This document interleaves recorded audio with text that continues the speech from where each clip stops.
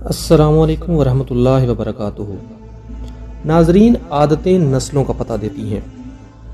ایک بادشاہ کے دربار میں ایک اجنبی نوکری کی طلب لیے حاضر ہوا۔ جب اس سے قابلیت پوچھی گئی تو اس نے کہا سیاسی ہوں۔ عربی میں سیاسی افہام و تفہیم سے مسئلہ حل کرنے والے معاملہ فہم کو کہتے ہیں۔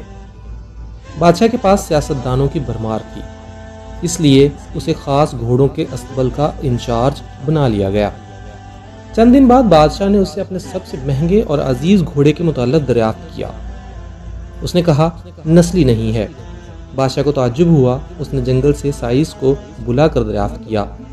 اس نے بتایا گھوڑا نسلی ہے، لیکن اس کی پیدائش پر اس کی ماں مر گئی تھی۔ یہ ایک گائے کا دودھ پی کر اس کے ساتھ پلا ہے۔ مسئول کو بلایا گیا۔ تم کو کیسے پتا چلا یہ اصیل نہیں ہے؟ اس نے کہا جب یہ گھاس کھاتا ہے تو گایوں کی طرح سر نیچے کر کے، جبکہ نسلی گھوڑا گھاس منہ میں لے کر سر اٹھا لیتا ہے۔ بادشاہ اس کی فراست سے بہت متاثر ہوا۔ مسئول کے گھر اناج، گھی، بھنے دمبے اور پرندوں کا اعلیٰ گوشت بطور انعام بھجوایا گیا۔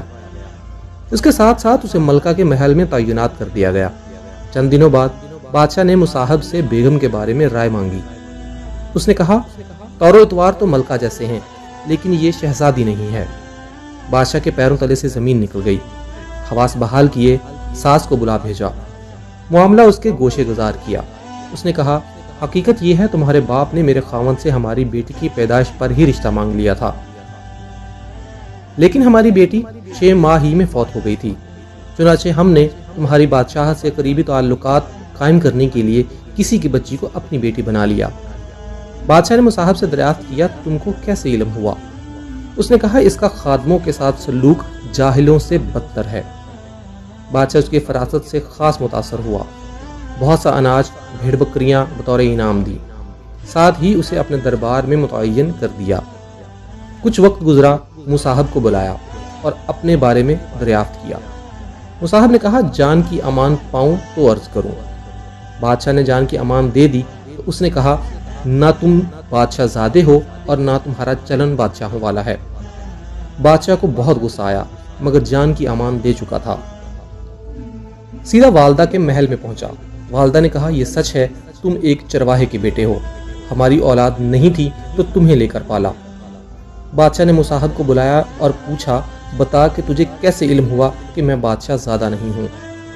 اس نے کہا بادشاہ جب کسی کو انعام و اکرام دیا کرتے ہیں تو ہیرے موتی اور جواہرات کی شکل میں دیتے ہیں، لیکن آپ بھیڑ بکریاں کھانے پینے کی چیزیں عنایت کرتے ہیں۔ یہ اسلوب بادشاہ زادے کا ہرگز نہیں ہو سکتا، کسی چرواہے کے بیٹے کا ہی ہو سکتا ہے۔ بے شک عادتیں نسلوں کا پتہ دیتی ہیں۔ عادات، اخلاق اور طرز عمل خون اور نسل دونوں کی پہچان کروا دیتے ہیں۔ شکریہ۔